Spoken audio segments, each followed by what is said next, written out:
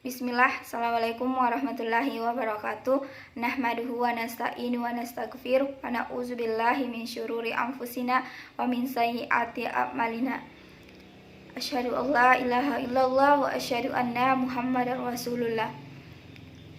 Rabbitu billahi rabbah wa bil islami dina wa nabi Muhammad nabiyya wa rasulah. Rabbi syrahli syadri wa yassirli amri wahlul 'uqdatam min lisani yafqahu qawli. Pertama-tama, marilah kita panjatkan puji dan syukur atas kehadirat Allah Subhanahu wa Ta'ala, atas begitu banyak nikmat yang Allah berikan kepada kita, dan tak henti-hentinya lisan-lisan kita ini mengucapkan rasa syukur kepada Allah Subhanahu wa Ta'ala atas nikmat kesempatan, kesehatan, nikmat iman dan Islam. Dan tak lupa pula kita kirimkan salam dan salawat kepada Nabiullah Muhammad sallallahu alaihi wasallam. Allahumma sholli ala Muhammad wa ala ali Muhammad. Karena berkat perjuangan beliaulah yang telah menggulung tikar-tikar kekafiran dan membentangkan permadani-permadani Islam di permukaan bumi ini. Saya atas nama Awalinda Putri M, NIM 1922155 akan menyampaikan kultum tentang berbakti kepada kedua orang tua. Berbakti kepada kedua orang tua merupakan kewajiban bagi setiap anak yang ada di dunia ini. Sudah jelas dijelaskan di dalam Quran surah Al-Isra ayat 23 yang artinya, dan hendaklah kamu berbuat baik kepada ibu bapakmu dengan sebaik-baiknya. Jika salah seorang di antara keduanya atau kedua-duanya sampai berumur lanjut dalam peliharaanmu, maka jangan sekali-kali kamu mengatakan kepada keduanya perkataan dan janganlah kamu membentak mereka, dan ucapkanlah kepada mereka perkataan yang mulia.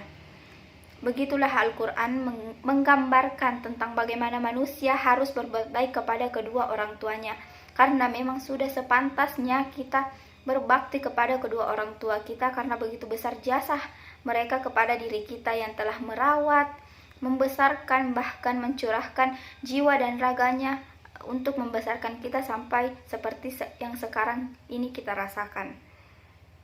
Jika kita sebagai anak sampai berbuat tidak baik kepada kedua orang tua, sudah jelas ancamannya dalam Al-Quran, kita akan mendapatkan dosa yang sangat besar. Al-Quran juga menyinggung bagaimana pengorbanan orang tua terhadap anaknya ketika anak masih dalam kandungan.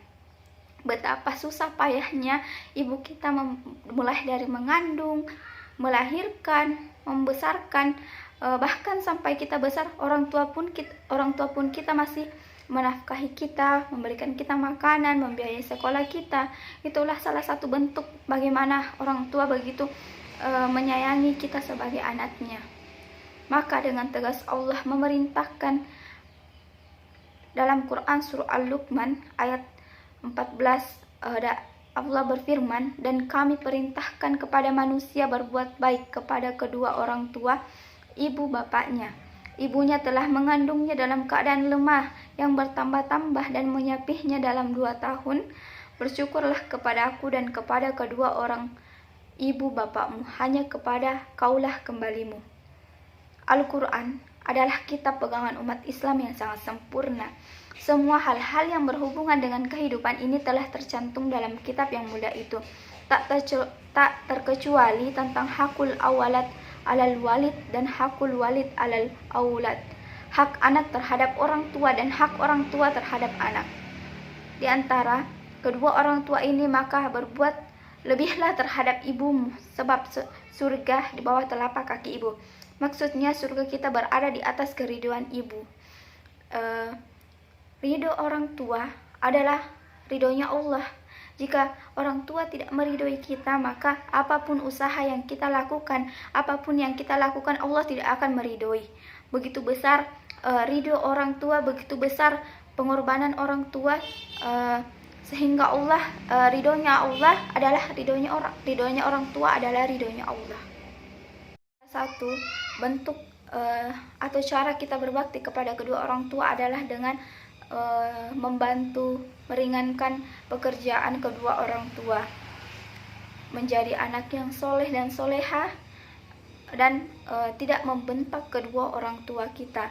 Jika kedua orang tua kita sudah berusia lanjut, kita mengurusi kedua orang tua kita dengan sebaik-baiknya.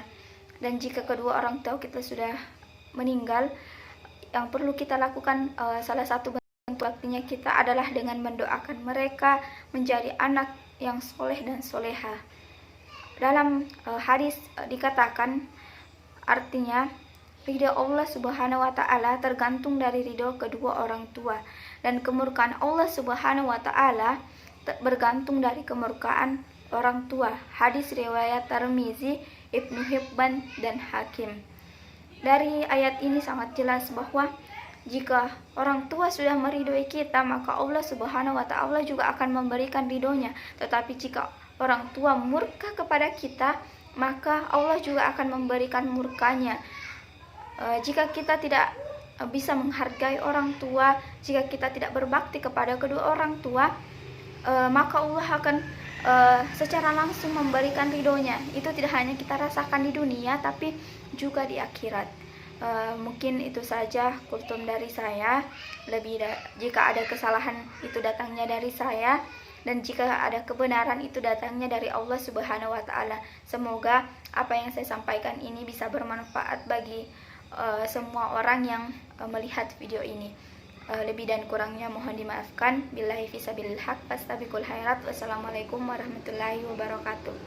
Baik, mungkin itulah kultum singkat yang bisa saya sampaikan pada kesempatan kali ini. Jika ada kesalahan itu datangnya dari saya pribadi, dan jika ada kebenaran itu datangnya dari Allah Subhanahu wa Ta'ala. Dan saya berharap semoga video kultum ini bisa bermanfaat bagi siapa saja yang melihatnya. Akhir kata, billahi fisabilil haq, fastabiqul khairat. Wassalamualaikum warahmatullahi wabarakatuh.